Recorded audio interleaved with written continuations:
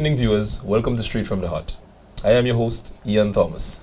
This evening in studio, we're sitting with the past parliamentary representative for the St. Andrews South East constituency and the past Minister for Youth and Sports, Mr. Patrick Simmons. Welcome, sir.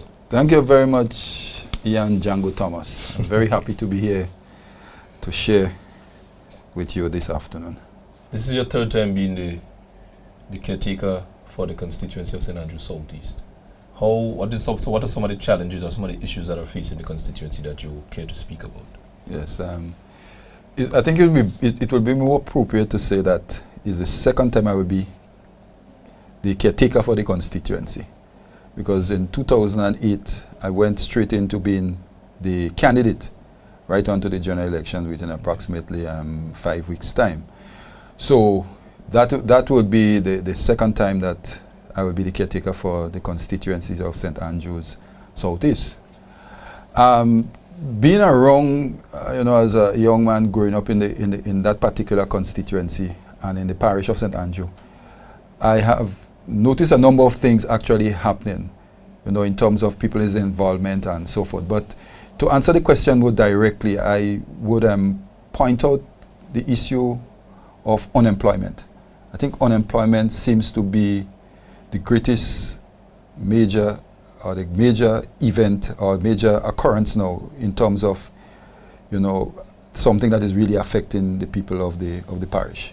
Unemployment, I think, is a major issue. All right. Recently, I've heard on the ground talk that you started a business. Did your business in any way create any form of employment for any of your constituents, so to speak? Yes. Well, actually, I'm into. I like to refer to myself as an entrepreneur that who you look at agribusiness as a means of engagement. And to answer the question, yes, there are a number of persons within the constituency or within the parish that would have gained employment on the farm. At the moment, I have 3 permanent workers that are members of the constituency or the parish, because I think there is one that is from St. Andrews Southwest. And from time to time, I will provide part-time employment for people in the immediate environs, so that the Mongfan Hope area. Added to that, I have given some temporary employment to a couple students. Yes, a couple students, probably got a day or 2 to do certain other things on the farm, because I believe that seeing that unemployment is so rampant in the parish and in the constituency, anything that we can do to help alleviate that level of unemployment, I think it is welcome by everyone. So, and at the same time too, it's just a matter of getting the work done, because the job needs to be done. It's not only about spending money to create employment, but is a project, and they are part of it, so they have to actually do the job to get the pay. While we're on the topic of agriculture, do you think the current administration is doing enough to assist the farmers and the whole agricultural sector? We could look at the newly appointed Minister for Agriculture. Do you think that individual possesses the wherewithal, so to speak, and she has the interest, the drive, the motivation to actually transform the agricultural sector? You think the sector is receiving its fair share? To answer the last part of the question first, it is not appropriate, or it wouldn't be appropriate to say that the minister does not have the capacity to treat with agriculture, taking into consideration her background. However, it all depends on the policy of the government. What is the policy of the government, or what policies the government has towards agriculture? And with that policy, in terms of now the implementation, and that is where she comes in terms of presenting it now to the ministry and having it been implemented. So if the government has good policies for agriculture, and she would be, she's in a position to motivate the employees within the Ministry of Agriculture to implement the policies, then she would be in a position, we can consider her as being in a position to do so. However, if the policies is not in keeping or is not really progressive, then it doesn't matter who minister you have there. That doesn't really transform into productivity.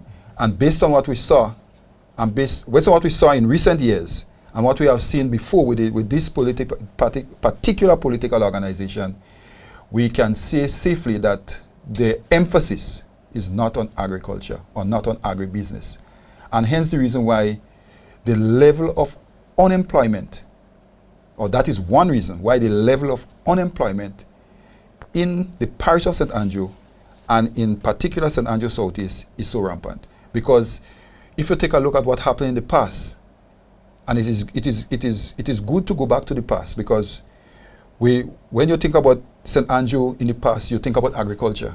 You think about the cocoa farmers, you think about the nutmeg farmers, you think about the banana farmers, and also the persons doing short crop. So it's a combination. And you, as a young man growing up in the town of Grenada too, you could recall on a Friday evening when the pool workers get paid, everybody happy. It's mass. It's whole mass. And mind you, most of the workers used to be getting $96 a week. You know? Yes, 96, but every week. Every week, and it was a lot of money. Yes, of course, every week. But yeah. but we cannot say that now. We're not seeing that happening, and that in itself is depressing the community, and that is depressing the entire parish, because the livelihood and the sustainability of the parish is closely tied with agriculture. Would you link the collapse of the agricultural transformation in St. Andrew to the closure of the banks in Grenville, the branches in Grenville? Well, there is a linkage. I think there is a serious linkage between what happened with the bank. You see, we cannot directly point fingers and say, okay, well, the government is responsible for the closure of the bank or the banks. But when you look at what would have transpired over the years, then you will realize that the banks had to make a decision in terms of restructuring, and in the process of restructuring, branches had to be shut down. So they need to make that decision now. Which branch probably is the branch that is not as lucrative for them? So that branch need to go. And it so happened that most of the time we have seen that the branches in the St. Andrews area, we say quote unquote rural Grenada, would have been the one that suffered. And I could say to you, and that is just my own thinking, that if the agriculture sector or the fishing sector in the parish was much more buoyant, we may not have witnessed what we have witnessed in terms of the banks. And it is having a terrible negative impact on the entire community of St. Andrew. Would an NDC government, an NDC administration, what sort of policy would be designed to rectify the agricultural collapse, in your estimation? All right. Well, if one was to look back again at what would have transpired in 2008 up to 2013, we would have actually seen improvement in the agricultural sector under the Tillman Thomas-led NDC administration at that period. Okay, we saw an increase in production of cocoa. We saw the increase in production of nutmegs. We had some issues with banana. We also saw a drastic improvement in the production of short crops, and in particular, some of the tree crops too. Now, what the ministry would have alluded to in terms of the increase in production that we would have experienced in that time would have been, one, the restructuring of the estates that were already actually owned by the government.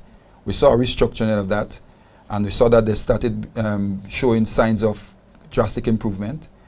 The farm labor program, I think again too, which was a very critical and crucial one in terms of assisting the farmers with preparation for the lands in terms of planting and improving the sanitation of the land, because some of these farm labor support persons that worked on the fields would have concentrated not only on quote unquote debushing and pruning of trees, but they also assisted with the digging of drains and so forth, which is very vital for the increase in production and for the sustainability of the actual plot itself and the lands itself.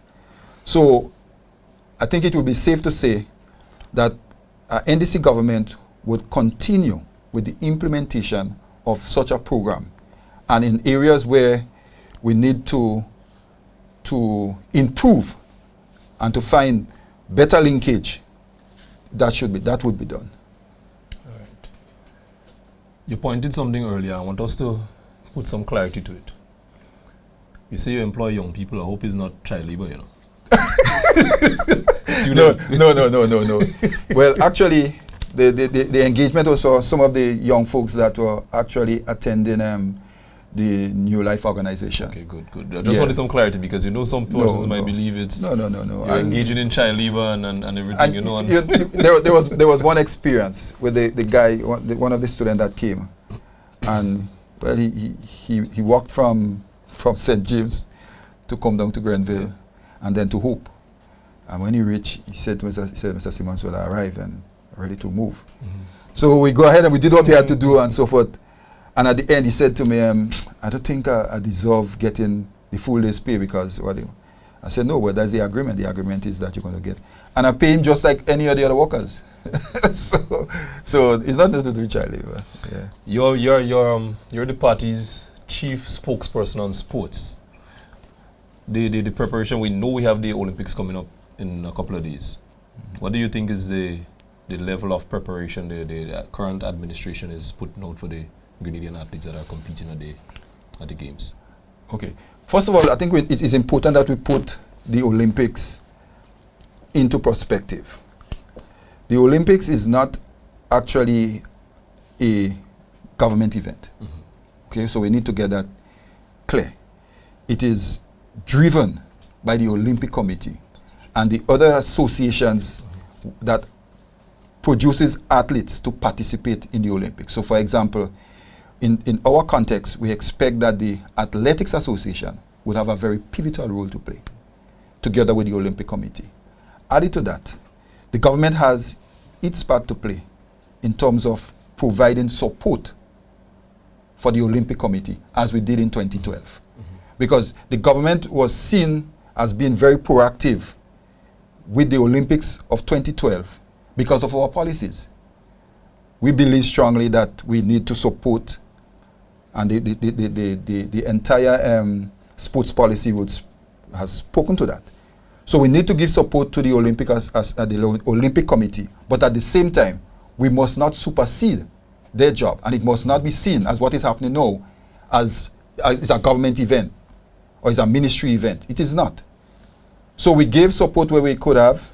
I can recall that we work along with the Olympic Committee to assist with raising funds, and then the government gave their subvention towards the whole process. We assisted, I remember GBN too in particular, we assisted GBN with being able to broadcast the event. So we gave support, and prior to that, we had worked along with the ministry, with the Athletics Association, in terms of giving support to the athletes that actually made the Olympic team. What are your prospects? What do you think we're going to, Grenada as a country participating in the Olympics, what are the prospects you believe would be showing the country around that over the Olympic period? Do you think we expect any more gold medals? We expect any records to be broken? We expect any athlete to come from the rear and just surprise everybody? You have any prospects, any favorites, any suggestions, any words to say as going into the Olympic? I think we're going to win gold again with the 400 meters male category. I think we're going to win gold again. I think Kirani is going to deliver again. I think we're going to get an improved performance from Redhead.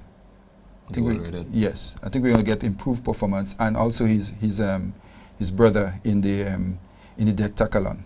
I think we are going to get some improved performance there. I don't think that he has reached the level yet to win a medal. However, that is the Olympics, and we saw what happened with Kishan in 2012. So, notwithstanding, I'm saying that it's not being pessimistic about it, but just trying to be very objective. But at the same time, we can expect a medal from him too.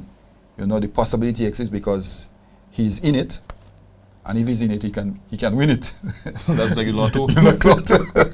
So, you know, but Yeah. but the build up itself, the build up, I find this time around is somewhat low keyed to what would have happened in 2012. Yes. Any suggestions to the organizing committee, the persons or the groups, organizations responsible for the mobilization and the build up and everything for the Olympics? Any suggestions to these people? No, well, I think we have some very seasoned people there that actually know what needs to be done, and they have the experience in going to the Olympics from since 1980. We have people that have been around since 1980. Even if Grenada did not actually qualify, but we had people involved in the developmental program, and they participated in the Olympics during that time. So the experience is there. So I think it's just a matter of getting the people more into it, have them stirred up, and to be prepared to give the support, even if you're at home, and because there are persons that would have the capacity and the ability to travel to Brazil, to look at the games, to be active participants in terms of being there and looking on and cheering on for the team. If your administration were in office, you think the build up to the next Olympic would be on a higher level, or would it be at the same? Because the persons that are responsible now for the whole organizing the events, there's chances that they would have still be part of the administrative arm of the state. So would your team, your administration, have a policy that would guide to the build up of an Olympic event? Yes, well, that is where now the policy now of the government would actually kick in. Now, if the government view having to participate in the Olympic and what can really come out of it as an asset, then you put monies towards that to make sure that it is what you want to realize would be realized. So it's a matter of giving not lip service support, but giving tangible support to the Olympic Committee and to the Athletics Association and the Taekwondo, whosoever qualifies to move on. Right.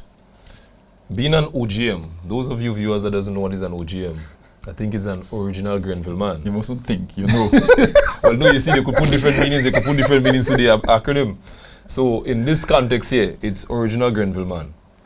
Born and grew up in Grenville. How is your carnival shaped as a Grenville man? No. Grew up in Grenville, not born in Grenville. Where were you born, by the way? Actually, I was born in a little community called Moya. All up in the... No, all up. By the bridge up there? St. Andrews. The northern part of St. Andrews.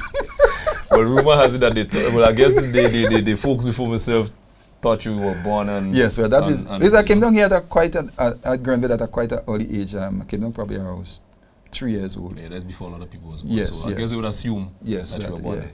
How is the carnival season shaping for you? You participating, you intend to, you spectate, you play. As usual, I play spectators mass. I play spectators mass.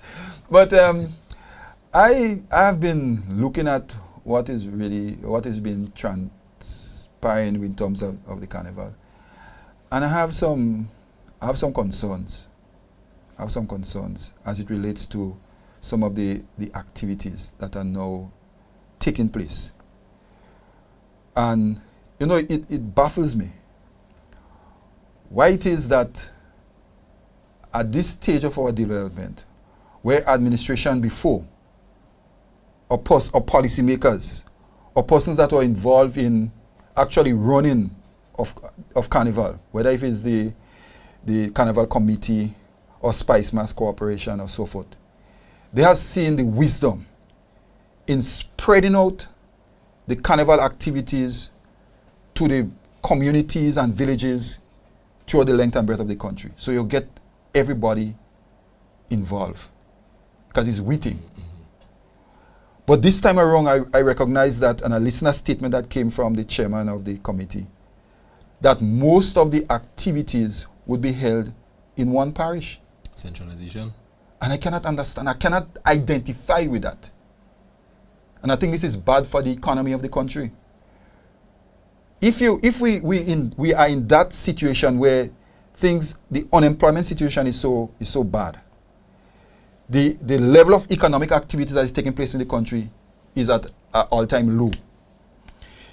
I think it's only fitting and being progressive that activities of that nature you continue to have it in the other parishes and the other villages where vendors or even other persons within the community may have an opportunity, if they so desire, to make some money. To eat our food. Well, I even want to use the term eat our food, but to make some monies so that they can do something for their families. Even sporting organizations use the opportunity to sell and to whatever organize and to raise some needed funds for their club and teams. So I can understand the rationale. I heard what he said, and because Spice Mass Corporation losing so much of money when they have the things in the other parishes and so forth.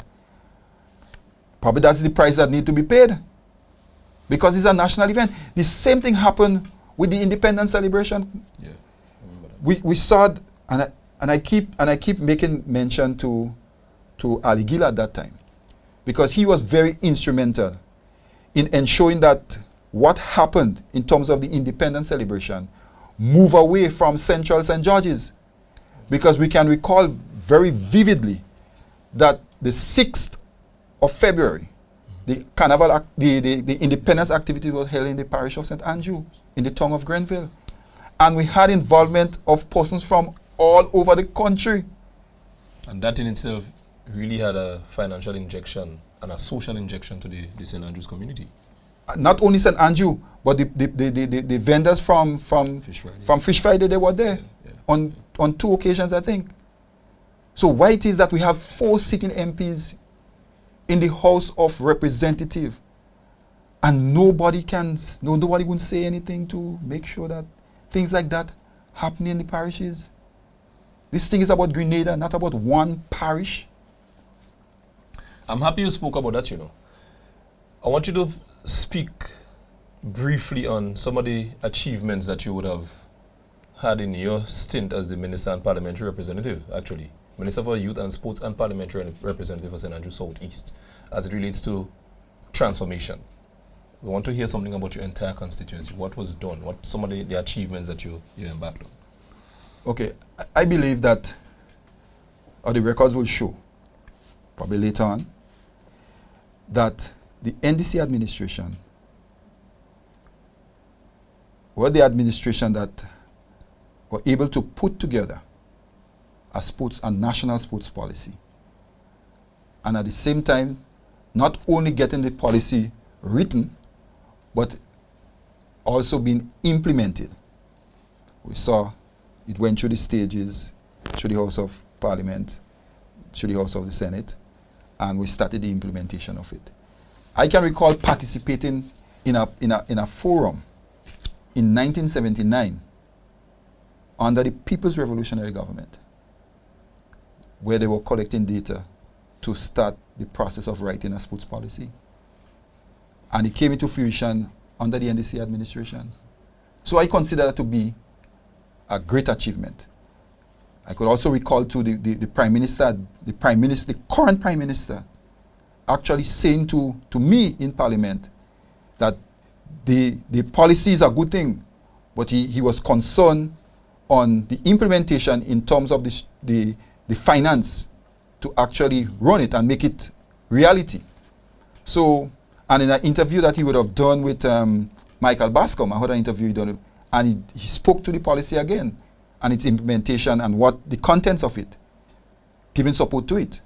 But here it is that we have the policy just sitting there, minister talking about review, but implementation is an issue. But I know that is not the question. But the writing of the policy is a major achievement as far as I'm concerned. And probably in the next 15, 20 years, we might be able to look back and see exactly that. Now, in terms of the constituency itself, I am of the opinion, in terms of infrastructural development, that the St. Andrew South East constituency, and by extension St. Andrew, would have received the greatest level of infrastructural development under the NDC administration. And in that context, I make mention to the Grenville Market, the Abattoir, the Kosho RC School,